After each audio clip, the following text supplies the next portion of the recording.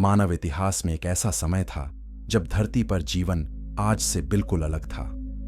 Bible हमें बताती है कि उत्पत्ति के 6ठे अध्याय में मनुष्य की दुष्टता पृथ्वी पर बढ़ गई थी और उसके मन के विचार निरंतर बुरे ही थे। लेकिन यह सिर्फ नैतिक पतन की कहानी नहीं थी। यह एक ऐसी सभ्यता की कहानी थी जो अपनी तकनीकी उन्नति और भौतिक समृद्धि के बावजूद आध्यात्मिक रूप से खोखली हो चुकी थी। प्राचीन पाठ हमें बताते हैं कि उस युग में विशालकाय नगर थे।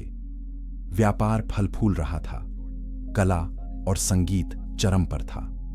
लेकिन उसी समय हिंसा, अन्याय और भ्रष्टाचार भी अपने चरम पर था। बाइबल कहती है कि पृथ्वी परमेश्वर की दृष्टि में भ्रष्ट हो गई थी और पृथ्वी उपद्रव से भर गई थी। उत्पत्ति 6:11। यह केवल कुछ लोगों की बुराई नहीं थी, यह पूरी सभ्यता का पतन था। विद्वान बहस करते हैं कि क्या उस युग में मनुष्य की आयु वास्तव में सैकड़ों वर्ष थी। बाइबल स्पष्ट रूप से दर्ज करती है कि मथूशेलह 969 वर्ष जीवित रहा। नूह 500 वर्ष का था जब उसके पुत्र हुए। क्या यह संभव है? आधुनिक विज्ञान इसे असंभव मानता है, लेकिन प्राचीन सुमेरियन राजा सूचियां भी समान दावे करती हैं। शायद प्रलय से पहले की दुनिया में वायुमंडलीय दबाव अलग था। शायद जल वाष्प की एक परत पृथ्वी को घेरे हुए थी जो हानिकारक विकिरण को रोकती थी। बाइबल उत्पत्ति 2:6 में उल्लेख करती है कि कोहरा पृथ्वी से उठता था और सारी भूमि को सींचता था। बारिश का अभी तक अस्तित्व नहीं था। इस अजीब लेकिन समृद्ध दुनिया में नूह का जन्म हुआ। वह लेमेक का पुत्र था जो मतूशेलह का पुत्र था, जो हनोक का पुत्र था। हनोक वह व्यक्ति था जो परमेश्वर के साथ चला और फिर वह नहीं रहा क्योंकि परमेश्वर ने उसे उठा लिया। उत्पत्ति 5:24। नूह एक ऐसे परिवार से आता था जो अभी भी परमेश्वर को याद करता था जब बाकी दुनिया उसे भूल चुकी थी। लेकिन नूह के समय में कुछ और भी अजीब हो रहा था। बाइबल उत्पत्ति 6:4 में एक रहस्यमय वाक्य दर्ज करती है। उन दिनों में पृथ्वी पर नेफिलिम थे और बाद में भी जब परमेश्वर के पुत्र मनुष्य ऊट की पुत्रियों के पास गए और उनसे संतान उत्पन्न हुई। ये वे पराक्रमी पुरुष थे जो प्राचीन काल से विख्यात थे। नेफिलिम कौन थे? कुछ विद्वान कहते हैं ये विशालकाय थे। कुछ कहते हैं ये पतित स्वर्गदूतों और मानव स्त्रियों की संकर संतान थे। प्राचीन हनोक की पुस्तक, जो बाइबल का हिस्सा नहीं है लेकिन प्राचीन यहूदी परंपरा में सम्मानित है, विस्तार से बताती है कि कैसे 200 स्वर्गदूतों ने स्वर्ग से विद्रोह किया और पृथ्वी पर उतरकर मानव स्त्रियों से विवाह किया।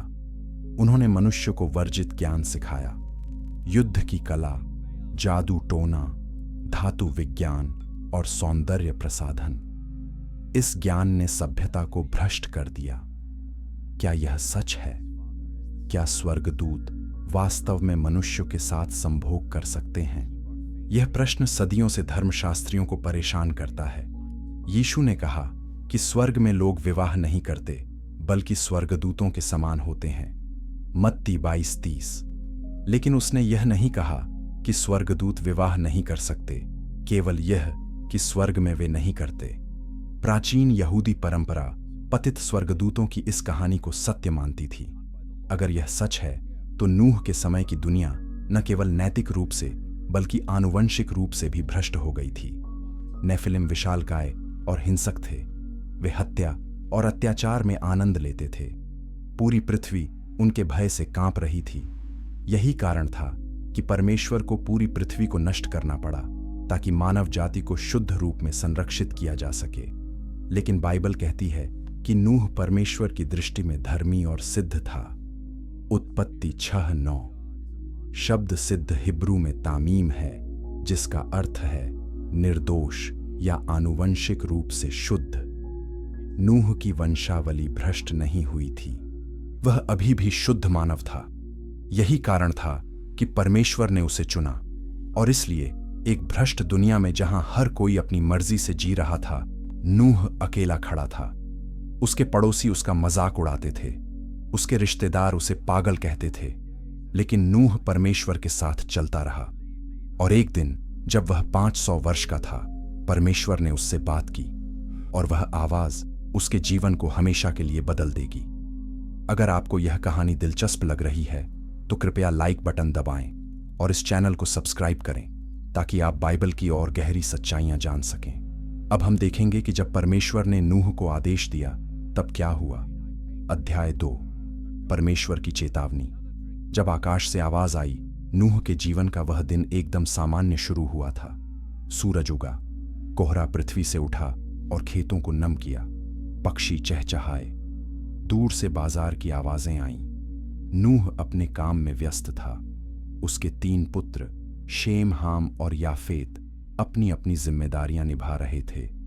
यह एक साधारण दिन था, लेकिन परमेश्वर असाधारण क्षणों को साधारण दिनों में प्रकट करना पसंद करते हैं। बाइबल हमें नहीं बताती कि परमेश्वर ने नूह से कैसे बात की। क्या यह एक श्रव्य आवाज थी जो आकाश से गूंजी? क्या यह एक दृष्टि थी? क्या यह उसकी आत्मा में एक गहरा विश्वास था जो इतना मजबूत था कि इनकार नहीं किया जा सकता था? हम नहीं जानते, लेकिन हम जानते हैं कि संदेश क्रिस्टल क्लियर था। परमेश्वर ने कहा, सब प्राणियों का अंत मेरे सामने आ गया है, क्योंकि उनके कारण पृथ्वी उपद्रव से भर गई है। देख, मैं उन्हें पृथ्वी के साथ नष्ट कर दूंगा। उत्पत्ति 6:13। कल्पना कीजिए इन शब्दों को सुनने का भार। सृष्टिकर्ता स्वयं घोषणा कर रहे हैं कि वे अपनी सृष्टि को नष्ट करने वाले हैं। ये शब्द न्याय के नहीं बल्कि दुख के हैं। परमेश्वर ने यह निर्णय खुशी से नहीं लिया। बाइबल कहती है कि यहोवा पछताया कि उसने पृथ्वी पर मनुष्य को बनाया और वह मन में दुखी हुआ। उत्पत्ति 6:6। लेकिन फिर परमेश्वर ने कुछ अद्भुत कहा, नूह, तुम अपने लिए गोफेर की लकड़ी का एक जहाज बनाओ। उत्पत्ति 6:14। यह केवल विनाश की खबर नहीं थी, यह बचाव की योजना थी। न्याय के बीच दया, विनाश के बीच संरक्षण। परमेश्वर ने तुरंत विस्तृत निर्देश दिए।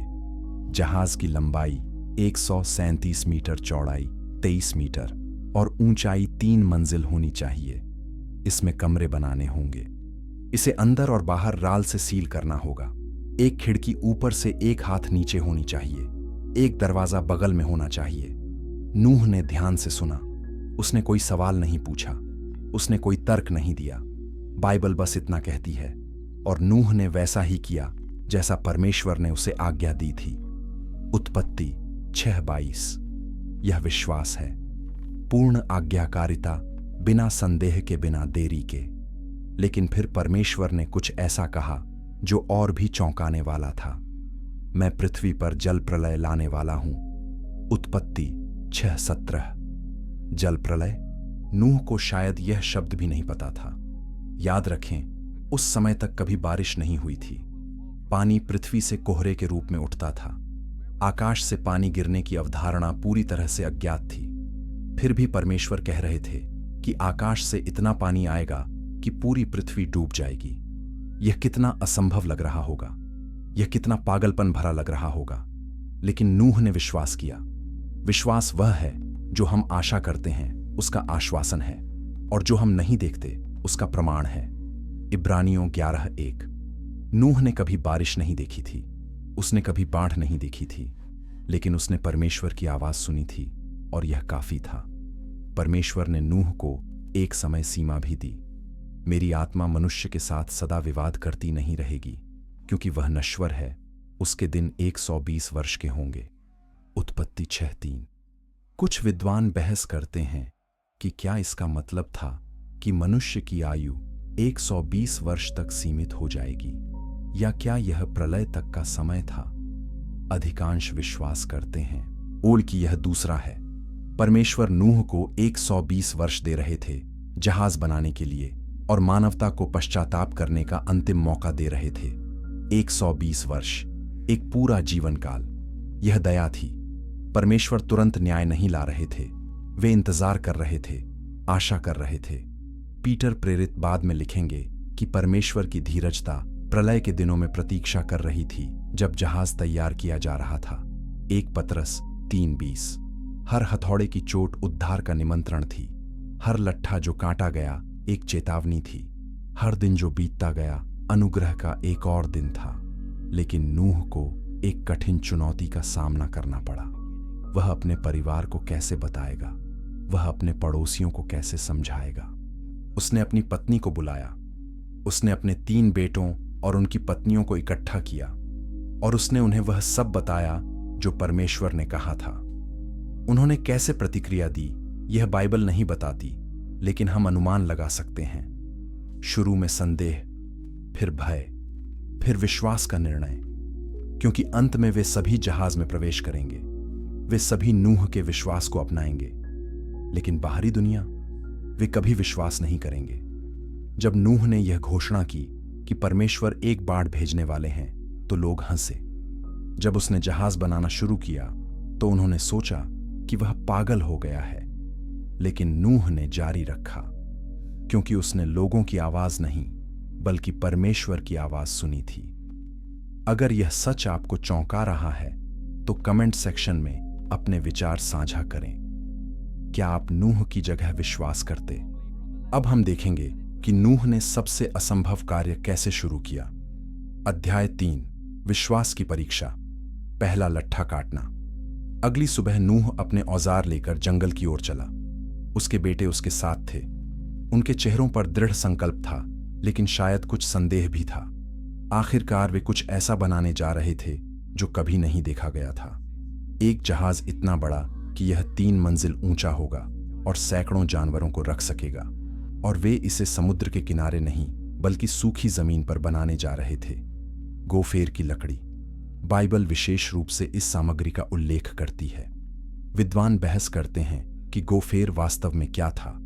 कुछ कहते हैं यह सरू था, कुछ कहते हैं देवदार, कुछ सोचते हैं कि यह एक प्रकार की राल युक्त लकड़ी थी जो स्वाभाविक रूप से पानी प्रतिरोधी थी। जो भी हो, यह मजबूत, टिकाऊ और बड़ी मात्रा में उपलब्ध होनी चाहिए थी। नूह ने जंगल में एक विशाल पेड़ के सामने रुककर उसका निरीक्षण किया। इसका तना इतना चौड़ा था कि 3 आदमी मिलकर भी इसे घेर नहीं सकते थे। यह दशकों से यहां खड़ा था, शायद सदियों से, और अब यह परमेश्वर के उद्देश्य का हिस्सा बनने वाला था। नूह ने अपनी कुल्हाड़ी उठाई, उसने एक प्रार्थना कही और फिर उसने पहली चोट मारी। लकड़ी में कुल्हाड़ी की आवाज जंगल में गूंजी। 1 चोट, 2 चोट, 3। पसीना बहने लगा, मांसपेशियां जलने लगीं, लेकिन नूह रुका नहीं। उसके बेटे उसके साथ जुड़ गए। वे बदल बदल कर मारते रहे। घंटे बीत गए। सूरज आकाश में चढ़ा और फिर उतरने लगा, और आखिरकार एक भारी गड़गड़ाहट के साथ विशाल पेड़ जमीन पर गिरा। लेकिन यह सिर्फ शुरुआत थी। एक पेड़ काफी नहीं था। जहाज के लिए सैकड़ों पेड़ों की जरूरत होगी, और हर पेड़ को काटना, ले जाना और तैयार करना एक अलग चुनौती थी। आधुनिक उपकरण नहीं थे। कोई आरी नहीं थी सिवाय हाथ से बनाई गई। कोई क्रेन नहीं थी, कोई ट्रक नहीं था। केवल मानव शक्ति, रस्सियां, लीवर और लकड़ी के रोलर थे। प्राचीन सभ्यताएं भारी वजन को स्थानांतरित करने की कला में माहिर थीं। मिस्रवासियों ने विशाल पिरामिड के पत्थरों को स्थानांतरित किया। बेबीलोनियों ने शहर की दीवारों के लिए विशाल ईंटें उठाईं। नूह ने शायद उसी तकनीक का इस्तेमाल किया। बड़े लट्ठे के नीचे छोटे लट्ठे रोलर के रूप में रखे गए, रस्सियों को बांधा गया और धीरे धीरे सावधानी से टन भर लकड़ी को इंच दर इंच खींचा गया। जब पिछला रोलर पीछे रह जाता तो उसे आगे ले जाकर फिर से रखा जाता। यह थकाऊ काम था, यह धीमा काम था। कुछ दिनों में वे केवल कुछ 100 मीटर आगे बढ़ पाते होंगे, लेकिन हर दिन प्रगति थी। हर दिन एक कदम विश्वास में था, और जब लोग देखते तो वे रुकते, हंसते और संदेह करते। एक आदमी ने चिल्लाकर कहा, अरे नूह, तुम ये लकड़ी कहाँ ले जा रहे हो? नाव बनाने के लिए, लेकिन यहां पानी कहाँ है? और लोग हंसने लगे। नूह ने जवाब दिया, पानी आने वाला है, परमेश्वर ने मुझसे कहा है। लोग और जोर से हंसे।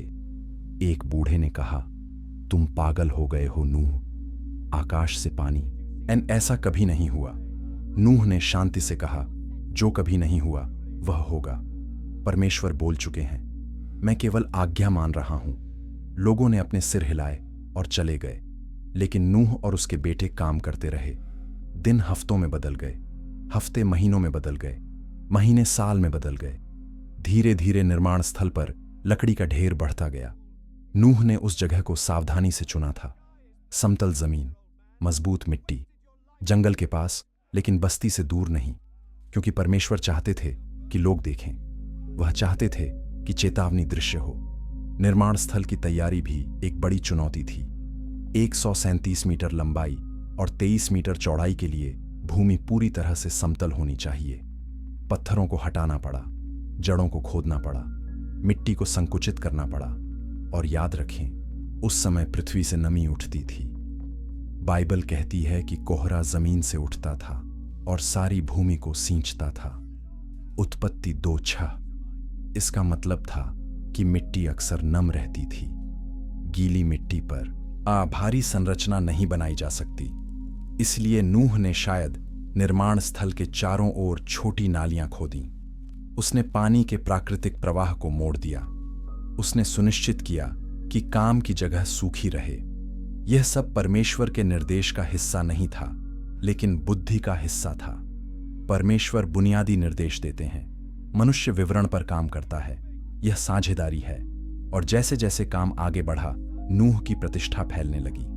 धर्मोपदेशक नूह, पागल नूह, वह आदमी जो मानता है कि आकाश गिरने वाला है, लेकिन बाइबल उसे धार्मिकता का प्रचारक कहती है। 2 पतरस 2:5। इसका मतलब है कि नूह चुप नहीं था। वह प्रचार कर रहा था, चेतावनी दे रहा था, लोगों से पश्चाताप करने को कह रहा था, और जहाज ही उसका सबसे बड़ा उपदेश था। क्या आप नूह की तरह विश्वास में खड़े हो सकते हैं जब सारी दुनिया संदेह करे? और कमेंट में बताएं। और अगर यह कहानी आपको प्रेरित कर रही है तो कृपया लाइक करें और इस वीडियो को अपने परिवार और दोस्तों के साथ साझा करें। अब हम देखेंगे कि 120 वर्षों का संघर्ष कैसा था। अध्याय 4, 120 वर्षों का संघर्ष। जब पूरी दुनिया हंसती रही 120 वर्ष, एक पूरी मानव जीवन काल आधुनिक मानकों से। लेकिन नूह के लिए यह एक परियोजना की अवधि थी जो कभी खत्म नहीं होती लगती थी। कल्पना कीजिए, हर सुबह उठना उसी काम के लिए, हर दिन लकड़ी काटना, आकार देना, जोड़ना, हर शाम थकान से चूर होकर सोना, और हर दिन लोगों की हंसी सुनना। पहले साल में लोगों ने इसे एक शौक समझा, नूह का अजीब प्रोजेक्ट। लेकिन जब 5 साल बीत गए और संरचना बढ़ती रही तो हंसी में हैरानी मिल गई। 10 साल बाद लोग परेशान होने लगे। यह आदमी गंभीर है, यह वास्तव में कुछ विशाल बना रहा है।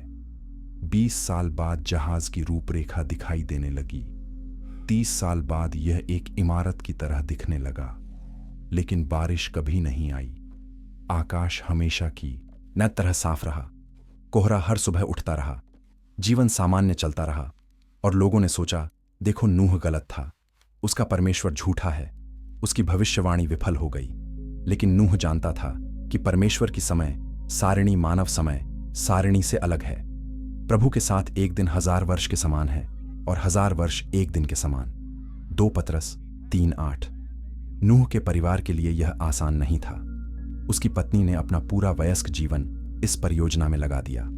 उसके बेटे इसके साथ बड़े हुए। जब शेम, हाम और याफेत छोटे लड़के थे, तब निर्माण शुरू हुआ। जब तक वे वयस्क हुए, विवाहित हुए और अपने परिवार बनाए, तब तक जहाज अभी भी चल रहा था। उनका पूरा जीवन एक अधूरे जहाज की छाया में बीता। सामाजिक दबाव अविश्वसनीय रहा होगा। बाजार में जाओ और लोग फुसफुसाते हैं, यह नूह के बेटे हैं, उस पागल आदमी के जिसने अपना जीवन एक बेकार लकड़ी के ढेर के लिए बर्बाद कर दिया। युवा महिलाएं शायद नूह के बेटों से शादी करने में हिचकिचाती थीं। किसका परिवार एक असफल भविष्यवक्ता के साथ जुड़ना चाहता है? फिर भी शेम, हाम और याफेत ने पत्नियां पाईं। ऐसी महिलाएं जो विश्वास को चुनती, संदेह को नहीं, जो परमेश्वर की आवाज सुनती, भीड़ की आवाज नहीं। आर्थिक बोझ भी भारी था। 120 वर्षों तक नूह का परिवार मुख्य रूप से जहाज पर काम करता रहा। उन्हें अभी भी खाना चाहिए था, उन्हें कपड़े चाहिए थे, उन्हें औजारों की जरूरत थी। इसलिए वे शायद आंशिक समय खेती करते थे, आंशिक समय निर्माण, संतुलन बनाना, बलिदान देना। हर सिक्का जो कमाया गया, उसका एक हिस्सा जहाज में लगाया गया। और निर्माण के तकनीकी चुनौतियां समय के साथ बढ़ती गईं। पहले साल सिर्फ लकड़ी इकट्ठा करना था, लेकिन फिर असली इंजीनियरिंग शुरू हुई। कील बनाना। ये जहाज की रीढ़ है, केंद्रीय बीम जो पूरे पोत को संरचना देती है। कोई भी पेड़ 137 मीटर लंबा नहीं है, इसलिए नूह को कई विशाल बीमों को जोड़ना पड़ा। लकड़ी के जोड़, नर और मादा प्रणाली। जब अच्छी तरह से बनाया जाता है तो यह पूरे संरचना जितना मजबूत हो जाता है। फिर पसलियां उठाना। ये धनुषाकार बीम हैं जो किनारों से उठते हैं और पतवार को आकार देते हैं। उन्हें सटीक रूप से फिट करना पड़ता है, इसलिए नूह और उसके बेटों ने कस्टम निर्मित जोड़ बनाए। सावधानी से उकेरे गए जोड़ जो बीम को स्वाभाविक रूप से झुकने और मेहराब बनाने की अनुमति देते हैं। और जैसे ही ये पसलियां कील के साथ उठीं, जहाज का आकार आखिरकार उनकी आंखों के सामने उभरने लगा। यह एक प्रभावशाली दृश्य रहा होगा। विशाल भारी बीम लीवर मोटी रस्सियों और शुद्ध मानव शक्ति से उठाए जा रहे हैं। नूह और उसके बेटे खींचते, समायोजित करते, कोणों को सही करते, हर इंच को देखते, क्योंकि अगर एक पसली बहुत अधिक झुकी होती तो पूरी संरचना संतुलन खो देती। इसलिए उन्होंने शायद गाइडलाइनों के रूप में सिरे से सिरे तक फैली रस्सियों का उपयोग किया। उन्होंने लंबवतता सुनिश्चित करने के लिए प्लम्ब लाइन के रूप में पत्थरों का उपयोग किया और प्रक्रिया को दर्जनों बार दोहराया। जब जहाज का कंकाल आकार लेने लगा तो उन दृश्य अद्भुत रहा होगा। एक विशाल लकड़ी की संरचना वहां उभर रही है जहां कभी समुद्र नहीं था। एक आधुनिक इमारत के आकार का, लेकिन केवल साधारण औजारों और मानव हाथों से बना। और इसके बाद सबसे महत्वपूर्ण हिस्सा आया।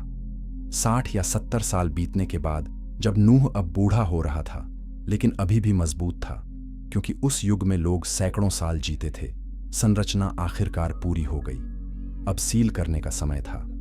परमेश्वर स्पष्ट थे, तुम जहाज को अंदर और बाहर कोलतार से ढक दो। उत्पत्ति 6:14। यह विस्तार गहरा है। कोलतार या बिटुमेन पृथ्वी से प्राप्त एक राल है जिसे उबाला गाढ़ा किया और गर्म होने पर लगाया जाना था। नूह और उसके बेटों ने हफ्तों, शायद महीनों बिताए, हर दरार को अंदर और बाहर से ढकते हुए। हर परत को दूसरी परत लगाने से पहले सूखने की जरूरत थी। कोई भी खामी पूरी परियोजना को खतरे में डाल सकती थी। अंत में जब आखिरी हिस्सा सील और सख्त हो गया तो जहाज अब केवल लकड़ी की संरचना नहीं रह गया था। यह एक एयर टाइट आश्रय था जिसे मानव इतिहास में पहले कभी नहीं हुई किसी चीज का सामना करने के लिए डिजाइन किया गया था। और फिर आंतरिक व्यवस्था। बाइबल कहती है, तुम जहाज में कमरे बनाओ। उत्पत्ति 6:14। हिब्रू शब्द किन्निम का शाब्दिक अर्थ है घोंसले, कोशिकाएं, छोटे विभाजन, 3 मंजिलें, सैकड़ों कंपार्टमेंट, हवादार खिड़कियां, जल निकासी प्रणाली, भोजन भंडारण क्षेत्र और वह विशाल दरवाजा जो परमेश्वर स्वयं बंद करेंगे। 100 साल बीत चुके थे, फिर 110, फिर 115, और तब परमेश्वर ने फिर से बात की। 7 दिन बाद बारिश शुरू होगी। उत्पत्ति 7:4। 120 वर्षों की प्रतीक्षा के बाद अंतिम सप्ताह आ गया था। लेकिन इससे पहले कि हम उस नाटकीय अंत तक पहुंचें, हमें एक गहरे रहस्य का पता लगाना होगा जो संपूर्ण प्रलय कहानी के केंद्र में है। अगले अध्याय में हम नेफिलिम के बारे में बात करेंगे। वे कौन थे, वे कहां से आए और उनका प्रलय से क्या संबंध है?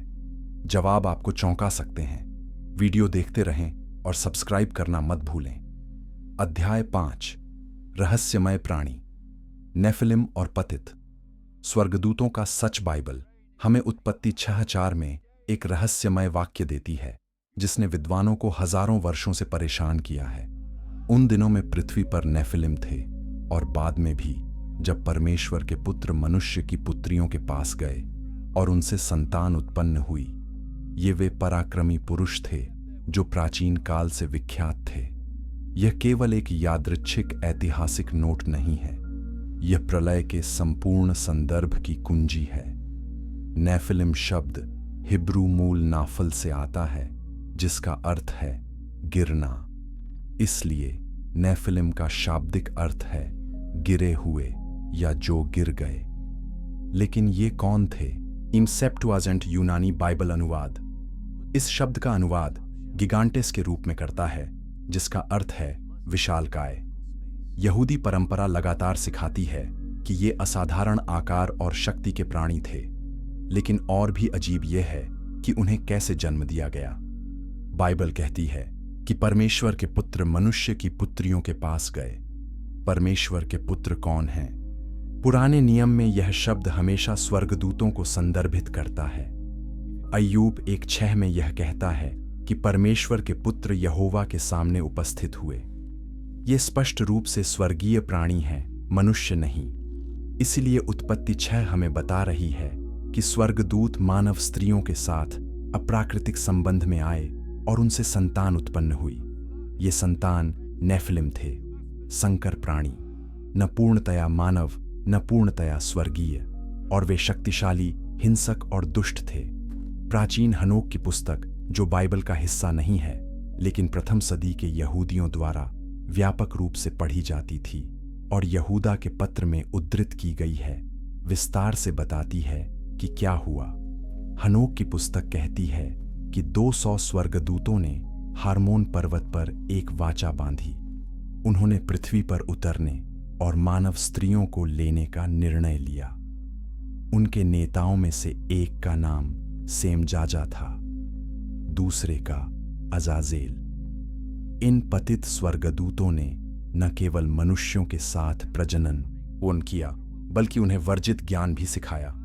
अजाजेल ने मनुष्य को हथियार बनाना सिखाया, तलवारें, चाकू, ढाल और कवच। दूसरों ने जादू टोना सिखाया, जड़ी बूटियों का ज्ञान, ज्योतिष और संकेत, सौंदर्य प्रसाधन और गहने। यह ज्ञान अपने आप में बुरा नहीं था, लेकिन यह परमेश्वर के समय से पहले दिया गया था। इसने मानवता को भ्रष्ट कर दिया। हथियारों से युद्ध तेज हो गया, जादू टोने से मूर्ति पूजा फैल गई और नेफिलिम बड़े होकर सबसे खराब बन गए। हनोक की पुस्तक कहती है कि नेफिलिम 300 हाथ लंबे थे।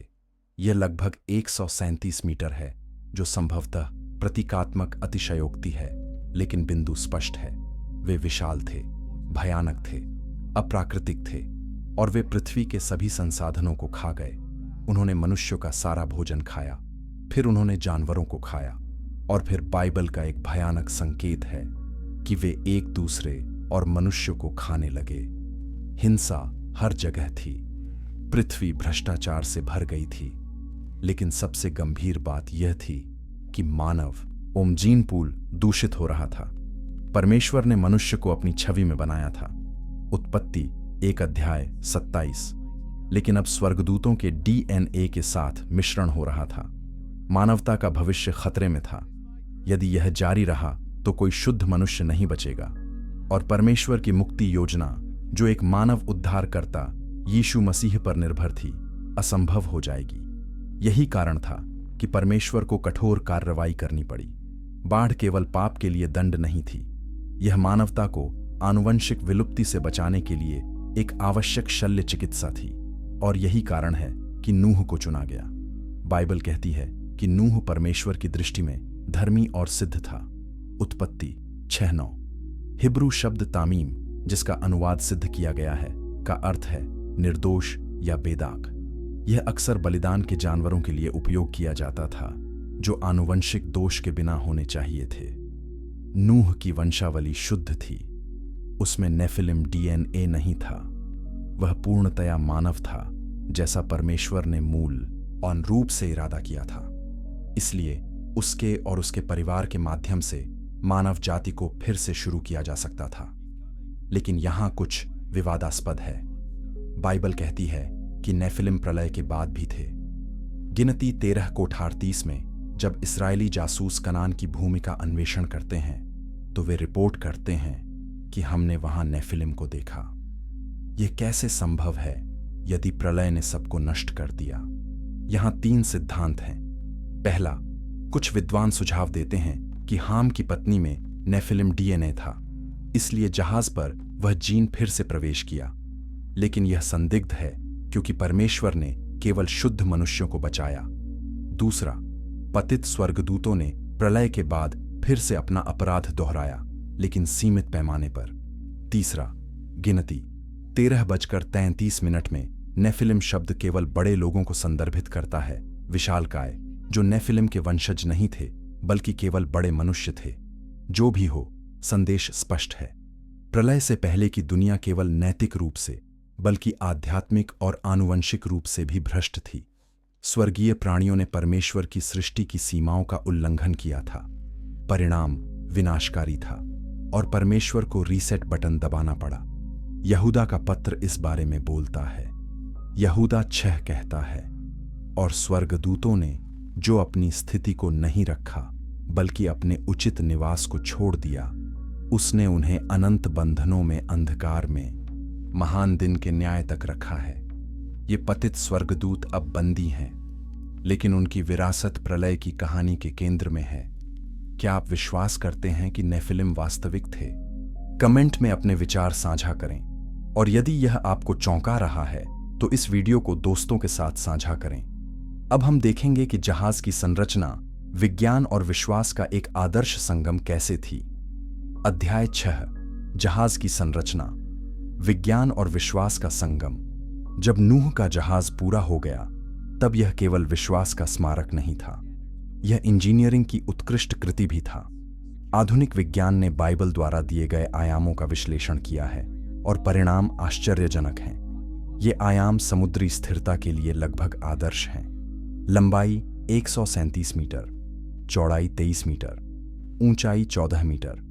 यह लगभग 6:1 का लंबाई से चौड़ाई अनुपात देता है। आधुनिक जहाज निर्माण इंजीनियर बताते हैं कि यह अनुपात बड़े जहाजों के लिए इष्टतम है।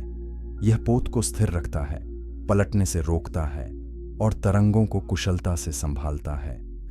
यह 1800 के दशक तक नहीं था कि मनुष्य ने फिर से इस आकार के जहाज बनाना शुरू किया, और उन्होंने पाया कि इसी अनुपात ने वो सबसे अच्छा काम किया। 1993 में दक्षिण कोरिया में एक अध्ययन किया गया। वैज्ञानिकों ने जहाज के मॉडल बनाए और विभिन्न समुद्री परिस्थितियों में उनका परीक्षण किया। उन्होंने पाया कि बाइबल के आयाम अत्यधिक लहरों में भी उत्कृष्ट स्थिरता प्रदान करते हैं। जहाज लगभग असंभव रूप से पलट सकता है, यह अत्यधिक कार्गो भार संभाल सकता है और यह आंतरिक स्थान को अधिकतम करता है। जहाज की क्षमता लगभग 43,000 वर्ग मीटर थी। यह लगभग 10 बास्केटबॉल कोर्ट के बराबर है, या 522 मानक रेलवे माल डब्बों के बराबर। यह विशाल है। आलोचक कहते हैं कि सभी जानवरों को फिट करना असंभव था, लेकिन आइए गणित करें। जानवरों की लगभग 8,000 से 16,000 किस्में या प्रकार हैं। प्रत्येक किस्म का एक जोड़ा अशुद्ध जानवरों के लिए या 7 जोड़े शुद्ध जानवरों के लिए। कुल मिलाकर शायद 16,000 जानवर। अधिकांश जानवर छोटे होते हैं। सरीसृपों, स्तनपाइयों और पक्षियों के औसत आकार छोटी भेड़ से भी कम है। बड़े जानवर भी युवा लिए जा ओस सकते थे। नूह को पूर्ण विकसित हाथियों की जरूरत नहीं थी, बल्कि युवा जोड़े की जो प्रलय के बाद बढ़ेंगे। जब आप संख्याओं की गणना करते हैं तो जहाज की केवल 50% जगह जानवरों के लिए आवश्यक होती। बाकी भोजन, पानी और रहने की जगह के लिए थी। बाइबल कहती है कि नूह ने 3 मंजिलें बनाई। उत्पत्ति 6:16। प्रत्येक मंजिल को कंपार्टमेंट में विभाजित किया गया था। निचली मंजिल शायद भारी जानवरों के लिए थी, हाथी, दरियाई घोड़े, बड़े मवेशी। इससे गुरुत्वाकर्षण का केंद्र नीचे रहा, जो स्थिरता के लिए महत्वपूर्ण है। मध्य मंजिल मध्यम आकार के जानवरों के लिए, शेर, भालू, हिरण। ऊपरी मंजिल पक्षियों और छोटे हल्के जानवरों के लिए। वेंटिलेशन एक बड़ी चुनौती थी। बाइबल कहती है, तुम जहाज के लिए एक खिड़की बनाओ और इसे ऊपर से 1 हाथ तक पूरा करो। उत्पत्ति 6:16। यह एक लंबी निरंतर खिड़की का संकेत है जो छत के ठीक नीचे चलती है। यह ताजी हवा को प्रवेश करने देता है, लेकिन बारिश को बाहर रखता है। अतिरिक्त छोटे पक्ष खुले भी हो सकते हैं जो ओवरहैंग द्वारा संरक्षित हैं। पर्याप्त वेंटिलेशन के बिना जानवरों द्वारा उत्पादित गैसें घातक होतीं। Methane, carbon dioxide, ammonia. नूह को यह सुनिश्चित करना था कि हवा लगातार चले। आंतरिक गलियारे जो हवा के प्रवाह की अनुमति देते हैं, आवश्यक थे। यह सब बाइबल में निर्दिष्ट नहीं है, लेकिन व्यावहारिक ज्ञान द्वारा आवश्यक है। भोजन भंडारण एक और बड़ी चुनौती थी। बाइबल कहती है, और तुम अपने लिए सभी प्रकार का भोजन लो जो खाया जाता है, और इसे अपने लिए इकट्ठा करो, और यह तुम्हारे और उनके लिए भोजन होगा। उत्पत्ति 6:22। 1 वर्ष का भोजन सभी जीवों के लिए, घास, अनाज, सूखे फल, जड़ें, मांसाहारियों के लिए सूखा मांस या मछली, पानी बर्तनों और कंटेनरों में संग्रहित, यह सब संगठित और नमी से संरक्षित। अपशिष्ट निपटान, संभावित समाधान, थोड़ी झुकी हुई फर्शें, सरल जल निकासी चैनल, तरल को निकालने के लिए छोटे पक्ष खुले। यह सब बाइबल में निर्देशित नहीं है, लेकिन नूह की बुद्धि द्वारा आवश्यक है। परमेश्वर बुनियादी निर्देश देते हैं, मनुष्य विवरण पर काम करता है। यह साझेदारी है। जहाज की संरचनात्मक अखंडता आश्चर्यजनक है। कोई धातु की कीलें या बोल्ट नहीं, केवल लकड़ी के जोड़, लकड़ी के खूंटे और कोलतार सीलेंट। फिर भी यह संरचना 1 वर्ष तक चरम तूफानी समुद्रों में जीवित रही। आधुनिक इंजीनियर इस बात से सहमत हैं कि यह संभव है यदि निर्माण ठीक से किया गया हो। लकड़ी में लचीलापन है जो धातु में नहीं है। जब तरंगें पोत को मोड़ती हैं तो लकड़ी फ्लेक्स होती है लेकिन टूटती नहीं। धातु थक जाती है और क्रैक हो जाती है। लकड़ी के जोड़ जब ठीक से बनाए जाते हैं, वेल्डेड धातु की तुलना में अधिक लचीलापन प्रदान करते हैं। और कोलतार सीलेंट न केवल पानी को बाहर रखता है, बल्कि संपूर्ण संरचना को एक साथ बांधने में आज भी मदद करता है। सबसे महत्वपूर्ण इंजीनियरिंग विशेषता यह है कि जहाज को चलाने की आवश्यकता नहीं थी।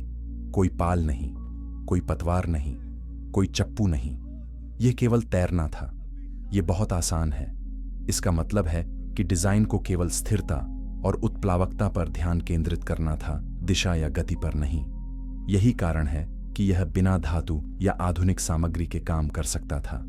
यीशु मसीह ने बाद में कहा, नूह के दिनों में जैसा था वैसा ही मनुष्य के पुत्र के आगमन पर भी होगा। मत्ती 24:37।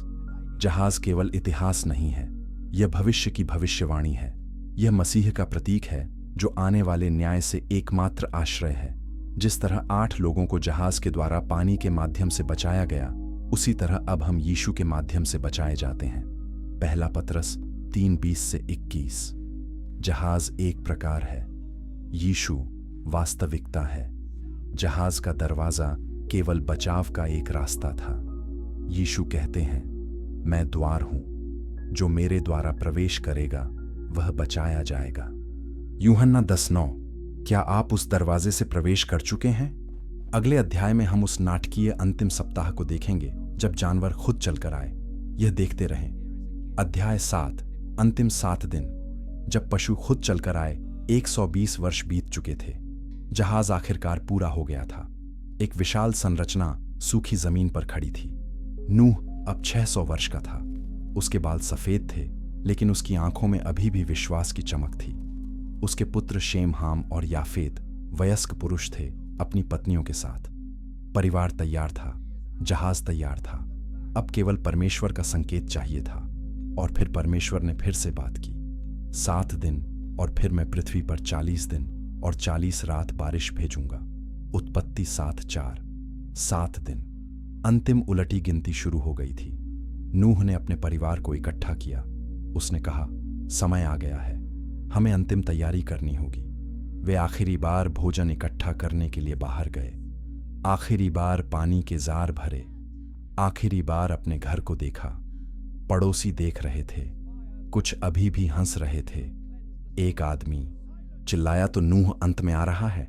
तुम्हारी बाट कहां है? मैं अभी भी कोई बादल नहीं देखता। आकाश साफ था, हमेशा की तरह। कोई तूफान का संकेत नहीं, कोई चेतावनी नहीं, केवल एक बूढ़े आदमी का शब्द जो दशकों से एक ही बात कह रहा था। लेकिन फिर कुछ अजीब होने लगा। पहले दिन 2 हिरण जंगल से बाहर निकले। वे धीरे धीरे जहाज की ओर चले। लोगों ने देखा और आश्चर्य किया, जंगली जानवर बस्ती में क्यों आ रहे हैं? दूसरे दिन और जानवर आने लगे, भालू, लोमड़ियां, भेड़िए। वे एक लाइन में चल रहे थे, जैसे किसी अदृश्य शक्ति द्वारा निर्देशित। वे सीधे जहाज की ओर जा रहे थे। तीसरे दिन आकाश में पक्षी आने लगे, कबूतर, कौवे, बाज, चील, झुंड के झुंड। वे जहाज के चारों ओर चक्कर लगा रहे थे और फिर पास की शाखाओं पर बैठ गए। सांप और छिपकली जमीन पर रेंगते हुए आए। चौथे दिन बड़े जानवर दिखाई दिए, हाथी, दरियाई घोड़े, जिराफ, धीमी गति से लेकिन जानबूझकर। सभी एक ही दिशा में जा रहे थे। लोग घबरा गए। यह क्या है? जानवर ऐसा क्यों व्यवहार कर रहे हैं? कुछ लोग डर गए और अपने घरों में बंद हो गए। दूसरों ने जहाज की ओर भीड़ लगाई, यह देखने के लिए कि क्या हो रहा है। और नूह शांति से खड़ा था, जानवरों को आते हुए देख रहा था। वह मुस्कुरा रहा था क्योंकि वह जानता था परमेश्वर अपना वचन पूरा कर रहे थे। बाइबल कहती है, और वे दो दो करके जाति जाति के सब प्राणियों में से नूह के पास जहाज में आए, जिनमें जीवन का श्वास था। उत्पत्ति 7:15। ध्यान दें, वे नूह के पास आए। नूह को उन्हें इकट्ठा करने, बाहर जाने या पकड़ने की जरूरत नहीं थी। परमेश्वर ने उन्हें भेजा। यह एक अलौकिक घटना थी। शेर और हिरण साथ साथ चल रहे थे। भेड़िए और भेड़ शांति से। शिकारी शिकार की ओर मुड़कर नहीं देखते। कुछ उच्च शक्ति उनके सामान्य व्यवहार को ओवरराइड कर रही थी। 5वें दिन तक जहाज के चारों ओर जानवरों का एक विशाल संग्रह था। हजारों जीव धीरज से प्रतीक्षा कर रहे थे। और फिर नूह ने जहाज का द्वार खोला। उसने शुरुआत की। जानवर जोड़े में प्रवेश करने लगे। व्यवस्थित, शांत, कोई अराजकता नहीं। परमेश्वर ने प्रत्येक जोड़े को निर्देशित किया कि कहां जाना है। बड़े जानवर निचली मंजिल पर, मध्यम वाले बीच में, पक्षी ऊपर। यह एक चमत्कारी आयोजन था। लोग भीड़ में खड़े होकर देख रहे थे। कुछ के चेहरे पर भय था। क्या नूह सही था? क्या बाढ़ वास्तव में आ रही है? एक आदमी आगे बढ़ा। उसने कहा, नूह, शायद मुझे अंदर जाना चाहिए। शायद तुम सही हो। लेकिन फिर उसके दोस्तों ने उसका मजाक उड़ाया। अरे तुम डर गए। यह सब संयोग है। जानवर सिर्फ अजीब व्यवहार कर रहे हैं। कल सब सामान्य हो जाएगा। आदमी हिचकिचाया और फिर पीछे हट गया। यह निर्णय का क्षण था। द्वार अभी भी खुला था। कोई भी प्रवेश कर सकता था। लेकिन प्रवेश करने के लिए उन्हें विश्वास करना पड़ता। उन्हें स्वीकार करना पड़ता कि नूह सही था और वे गलत थे। उन्हें अपना अभिमान छोड़ना पड़ता। और अधिकांश लोगों के लिए वह कीमत बहुत अधिक थी। इसलिए वे बाहर खड़े रहे, देखते रहे और इंतजार करते रहे। 6ठे दिन तक सभी जानवर अंदर थे। भोजन भंडार ढेर लगा दिया गया था। पानी के जार भर गए थे। सब कुछ जगह पर था। 7वें दिन नूह और उसका परिवार प्रवेश किया।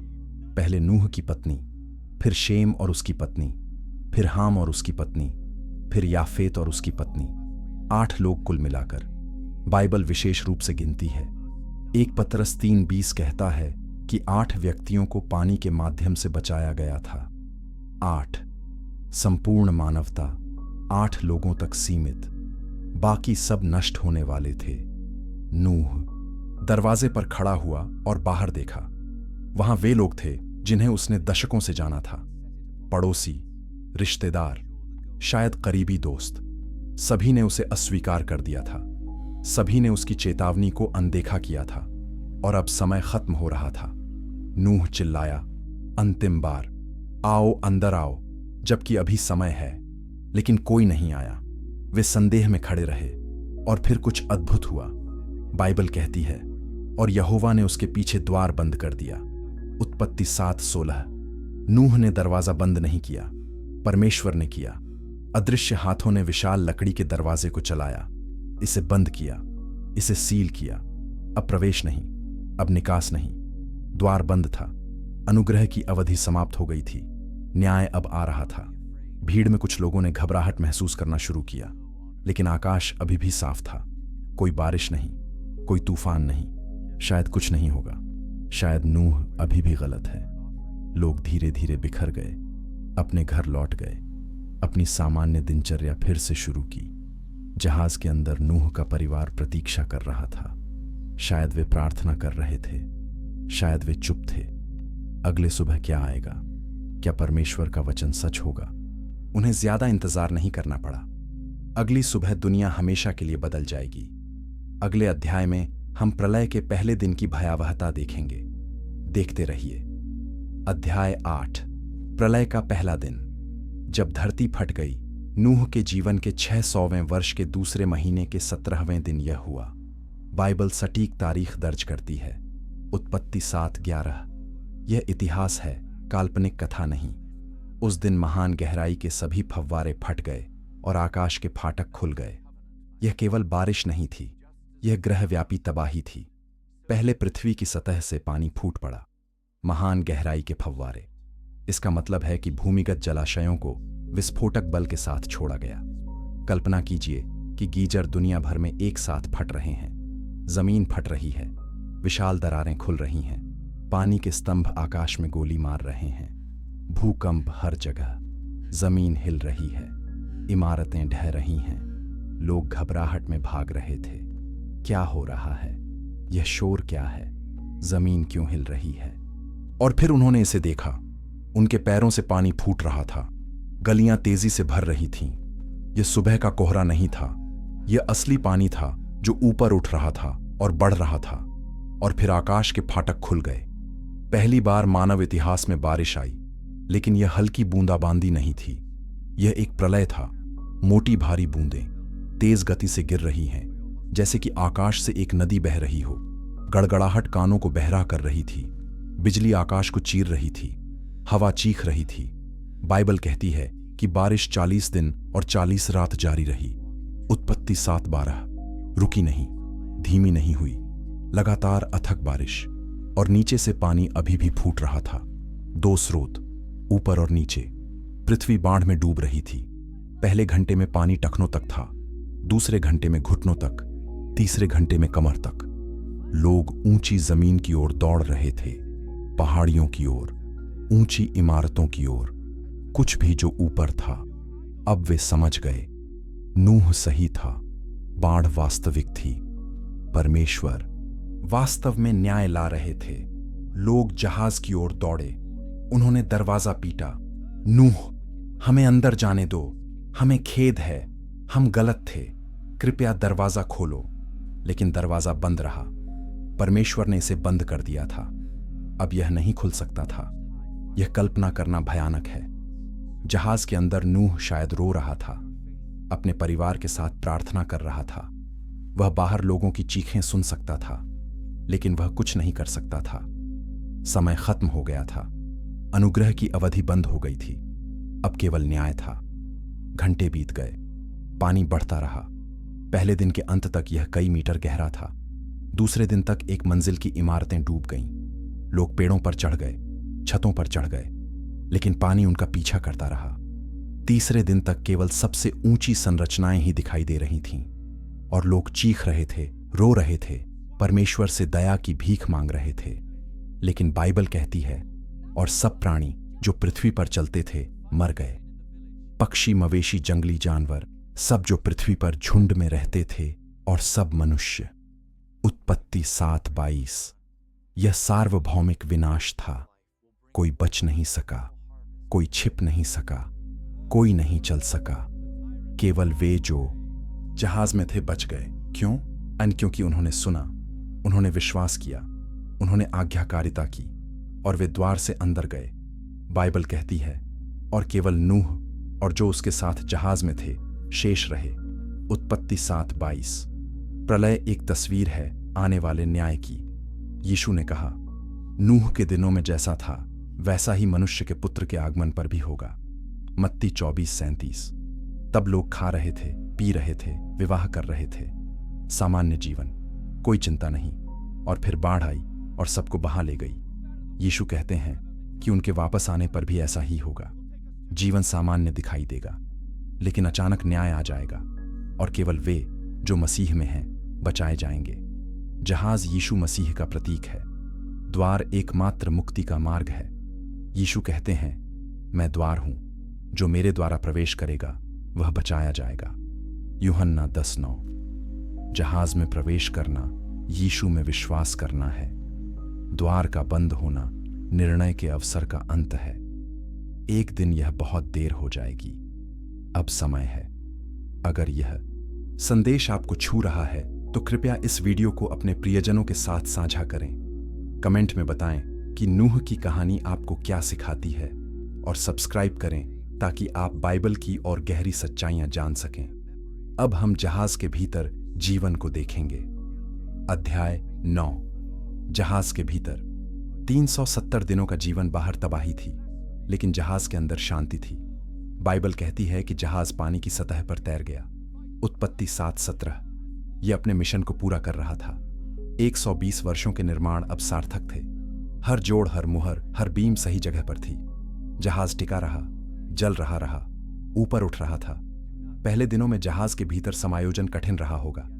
लगातार बारिश की आवाज, तरंगों का हिलना, लकड़ी की चरमराहट, पशुओं की आवाजें, सब कुछ नया था, सब कुछ अजीब था। लेकिन धीरे धीरे एक दिनचर्या स्थापित हो गई। प्रत्येक परिवार के सदस्य को जिम्मेदारियां मिली। जानवरों को खिलाना, पानी देना, कंपार्टमेंट की सफाई, भोजन का कोई प्रबंधन। 8 लोग, हजारों जानवर। यह संभव कैसे था? कुछ सुझाव देते हैं कि परमेश्वर ने जानवरों को शीत निद्रा की अवस्था में डाल दिया। बाइबल यह नहीं कहती, लेकिन यह व्यावहारिक समझ में आता। अगर जानवर अधिकांश समय सो रहे थे तो उन्हें कम भोजन, कम पानी और कम देखभाल की आवश्यकता होती। यह भी हिंसा और भय को रोकता। शेर सो रहे हैं, भेड़ें शांत हैं। बाइबल कहती है कि बारिश 40 दिनों तक चली, उत्पत्ति 7:12। लेकिन पानी 150 दिनों तक प्रबल रहा, उत्पत्ति 7:24। इसका मतलब है कि बारिश रुकने के बाद भी पानी बढ़ता और चलता रहा। पहाड़ ढके गए, घाटियां भर गईं, हर जगह केवल पानी था। पृथ्वी एक विशाल महासागर बन गई। जहाज कहां गया? इसने कैसे नेविगेट किया? उत्तर है, यह नहीं किया। इसे नेविगेट करने की जरूरत नहीं थी। इसमें कोई पाल या पतवार नहीं था। यह बस तैर रहा था, धाराओं द्वारा ले जाया जा रहा था, परमेश्वर द्वारा निर्देशित। बाइबल कहती है, और परमेश्वर ने नूह को याद किया, उत्पत्ति 8:1। परमेश्वर नहीं भूले थे। वे देख रहे थे, संरक्षण कर रहे थे, मार्गदर्शन कर रहे थे। जहाज के भीतर का जीवन सरल रहा होगा। कोई मनोरंजन नहीं, कोई बाहरी दृश्य नहीं सिवाय पानी और बादल के, कोई सामाजिक मेलजोल नहीं सिवाय परिवार के, केवल काम, प्रार्थना, प्रतीक्षा। दिन हफ्तों में बदल गए, हफ्ते महीनों में बदल गए, समय धीरे धीरे बीता। क्या नूह के परिवार ने कभी संदेह किया? क्या वे कभी डरे? बाइबल नहीं कहती, लेकिन हम जानते हैं कि उन्होंने दृढ़ता दिखाई, उन्होंने विश्वास रखा, उन्होंने भरोसा किया। 150 दिनों के बाद बाइबल कहती है कि परमेश्वर ने पृथ्वी पर एक हवा भेजी और पानी कम होने लगा, उत्पत्ति 8:1। महान गहराई के फव्वारे बंद हो गए, आकाश के फाटक बंद हो गए, पानी उतरने लगा धीरे धीरे, दिन प्रतिदिन। 7वें महीने के 17वें दिन जहाज अरारात पर्वत पर टिक गया, उत्पत्ति 8:4। जहाज ने जमीन को छुआ। पहली बार महीनों में यह हलचल एक अलग अनुभूति थी। अब लहरों का निरंतर हिलना नहीं, दृढ़ता, स्थिरता। वे एक पर्वत पर थे, लेकिन कौन सा पर्वत? अरारात तुर्की में एक विशाल ज्वालामुखी श्रृंखला है। आज भी खोजकर्ता जहाज के अवशेषों की तलाश करते हैं। कुछ का दावा है कि उन्होंने लकड़ी की संरचनाएं पाई हैं, अन्य संदेह करते हैं। सच अभी भी एक रहस्य है। लेकिन जहाज हालांकि रुक गया था, नूह अभी भी बाहर नहीं निकल सकता था, क्योंकि पानी अभी भी ऊंचा था, पहाड़ की चोटियां अभी तक दिखाई नहीं दी थीं। इसलिए वे प्रतीक्षा करते रहे 2 और महीने, और फिर 10वें महीने के पहले दिन पर्वतों की चोटियां दिखाई दीं, उत्पत्ति 8:5। सूखी जमीन, पहली बार लगभग 10 महीनों में। यह आशा का संकेत था। 40 और दिन बीत गए। नूह ने जहाज की खिड़की खोली, उत्पत्ति 8:6। महीनों के आंशिक अंधेरे के बाद ताजी हवा और प्राकृतिक प्रकाश अंदर आ गया। यह अविश्वसनीय रहा होगा, लेकिन पृथ्वी तैयार थी। नूह को यह जानने की जरूरत थी, इसलिए उसने एक कौवा छोड़ा। यह आगे पीछे उड़ता रहा, यह वापस नहीं आया। फिर नूह ने एक कबूतर भेजा। कबूतर वापस लौट आया, क्योंकि उसे बसने की कोई जगह नहीं मिली। पृथ्वी अभी भी बहुत गीली थी। नूह ने 7 दिन और इंतजार किया। फिर उसने कबूतर को फिर से भेजा। इस बार यह शाम को वापस आया, और देखो, उसकी चोंच में एक जैतून का पत्ता था, उत्पत्ति 8:11। यह एक शक्तिशाली प्रतीक था। पेड़ फिर से उग रहे थे, जीवन वापस आ रहा था, पृथ्वी ठीक हो रही थी। नूह ने 7 और दिन इंतजार किया। उसने कबूतर को तीसरी बार भेजा। इस बार यह वापस नहीं आया। इसने अपना घर पा लिया था। नूह के जीवन के 601वें वर्ष के पहले महीने के पहले दिन पानी पृथ्वी से सूख गया, उत्पत्ति 8:13। नूह ने जहाज का ढक्कन हटाया और बाहर देखा। भूमि सूखी थी, लेकिन उसने अभी तक बाहर नहीं निकाला। वह परमेश्वर की अनुमति की प्रतीक्षा कर रहा था। दूसरे महीने के 27वें दिन तक, यानी नूह के जहाज में प्रवेश करने वोल के बाद कुल 370 दिन, परमेश्वर ने कहा, जहाज से बाहर निकलो, तुम और तुम्हारी पत्नी और तुम्हारे बेटे और तुम्हारे बेटों की पत्नियां। उत्पत्ति 8:16। अब समय आ गया था, 1 वर्ष से अधिक समय के बाद बाहर निकलने का समय। अगले अंतिम अध्याय में हम नूह के जहाज से बाहर निकलने और नई शुरुआत को देखेंगे। अंत तक देखें। अध्याय 10, नई शुरुआत। जब द्वार खुला और इंद्रधनुष दिखा, दरवाजा खुला। पहली बार 1 वर्ष में सूर्य का प्रकाश जहाज में बाढ़ आ गया। नूह ने बाहर कदम रखा। उसके पैरों ने दृढ़ जमीन को छुआ। गीली मिट्टी की गंध, ताजी हवा, गहरी शांति। बाहरी दुनिया शांत थी, पुरानी दुनिया चली गई थी, एक नई दुनिया शुरू हो रही थी।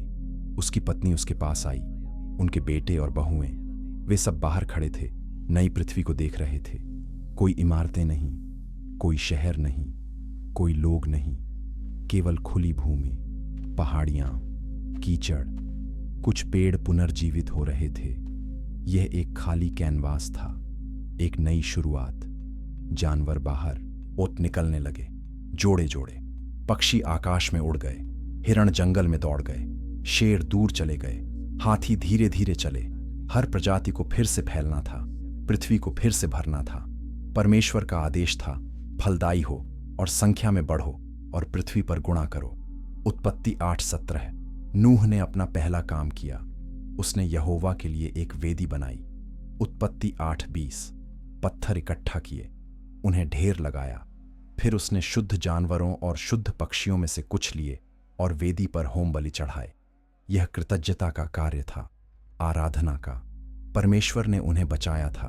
परमेश्वर उनके पहले विचार के योग्य थे, उनके पहले कार्य के। बाइबल कहती है, और यहोवा ने सुगंध को सूंघा। उत्पत्ति 8:22। परमेश्वर प्रसन्न थे, बलिदान स्वीकार किया गया। और फिर परमेश्वर ने एक वाचा बांधी।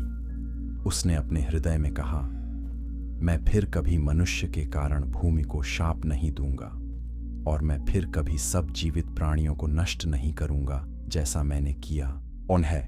उत्पत्ति 8:22।